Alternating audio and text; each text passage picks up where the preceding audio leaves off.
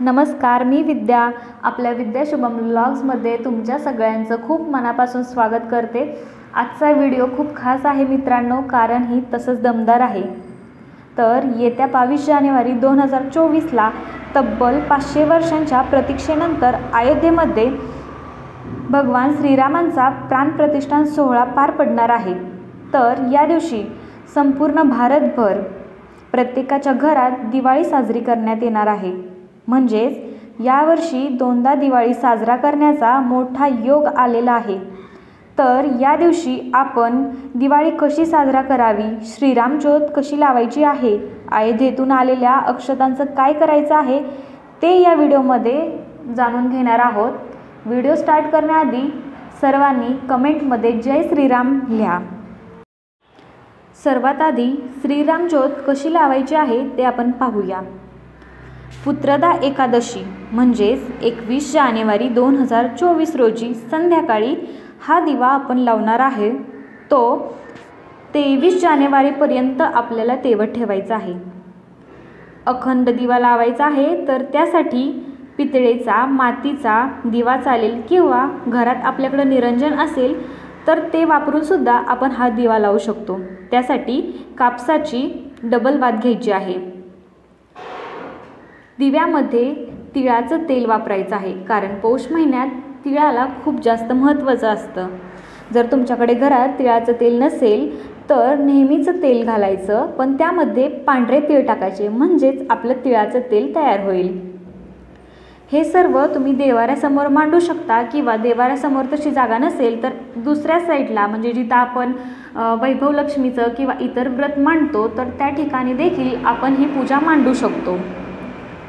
तर त्यासाठी सर्वात आधी काय करायचं आहे, तुमच्याकडं पाट असेल किंवा चौरंग असेल तर त्याच्यावरती भगवा किंवा लाल कपडा अंथरायचा आहे. त्याच्यानंतर त्यावरती अयोध्येतून आलेल्या अक्षता घ्यायच्या. जर तुमच्याकडे अशा अक्षता आल्या नसतील तर घरातील आपण तांदूळ पण घेऊ शकतो. तर त्यामध्येच अखंड तांदूळ 1 वाटी घ्यायचे. त्यात तुम्ही हळद मिक्स करू शकता, आणि हळदीने पिवळे केलेले तांदूळ तुम्ही या अक्षता कलशासाठी वापरायचे आहेत. अक्षता तुमच्याकडच्या तांब्याच्या कलशामध्ये भरायच्या, त्यावर कुंकवाने स्वस्तिक काढायचं आहे. त्याच्यानंतर हळदी कुंकू चारी बाजूनी लावायचा आहे. म्हणजेच हा आपला मंगल कलश आपल्याला तयार करायचा आहे. मग हा कलश पुत्रदा एकादशीच्या, म्हणजे ज्या दिवशी तुम्ही दिवा ठेवणार आहे, त्या दिवा लावणार आहे त्याच दिवशी तुम्हाला हा कलश पण स्थापन करायचा आहे. तर पुत्रदा एकादशीच्या संध्याकाळी पाटावरती किंवा चौरंगावरती हा मंगल कलश ठेवायचा आहे. त्यानंतर श्रीराम स्तोत्र म्हणायचं आहे. त्याचबरोबर तुम्ही श्रीराम जय राम जय जय राम असा 11 माळी जप करू शकता. सर्व झाल्यानंतर कलशाला लाल वस्त्र गुंडाळून तो तांब्या पॅक करून ठेवायचा आहे. दुसऱ्या दिवशी जेव्हा तुम्ही देवपूजा करता त्यावेळेस, म्हणजेच 22 जानेवारीला त्या कलशावरचं वस्त्र काढायचं आहे.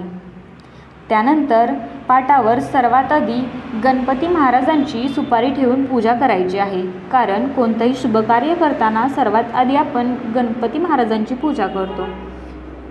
त्यानंतर तुमच्याकडे जर श्रीरामांची प्रतिमा असेल तर ती प्रतिमा आपल्याला पाटावरती मांडायची आहे. त्याच्यानंतर जे आपण कलश बांधून ठेवलेला होता लाल वस्त्राने, तर त्यात तो सोडायचा आहे. त्याच्यानंतर त्यातील ज्या अक्षता आहे त्या वापरून तुम्ही स्वस्तिक, धनुष्यबाण किंवा श्रीरामांच्या पादुका तयार करू शकता. त्यानंतर प्रभू श्रीरामांना फुलं, फळं अर्पण करायची आहेत. घरात तयार केलेला नैवेद्य दाखवायचा आहे. या दिवशी घरात घंटानाद करायचा आहे. त्याचबरोबर संपूर्ण घरात धूप दाखवायचं आहे. सर्व झाल्यानंतर श्रीरामांची आरती म्हणायची आहे. त्याचसोबत त्या दिवशी श्रीरामांसमोर शुद्ध गाईच्या तुपापासून बनवलेले 11 किंवा जास्तीत जास्त 108 दिवे लावायचे आहेत. कारण तुपाचा दिवा लावल्याने नकारात्मकता नष्ट होते, तसेच घरात सकारात्मक ऊर्जा प्रवेश करते. तर ही होती आजची माहिती. कशी वाटली ते मला कमेंट करून नक्की सांगा. व्हिडिओ शेवटपर्यंत पाहिल्याबद्दल तुमच्या सर्वांचे मनापासून आभार.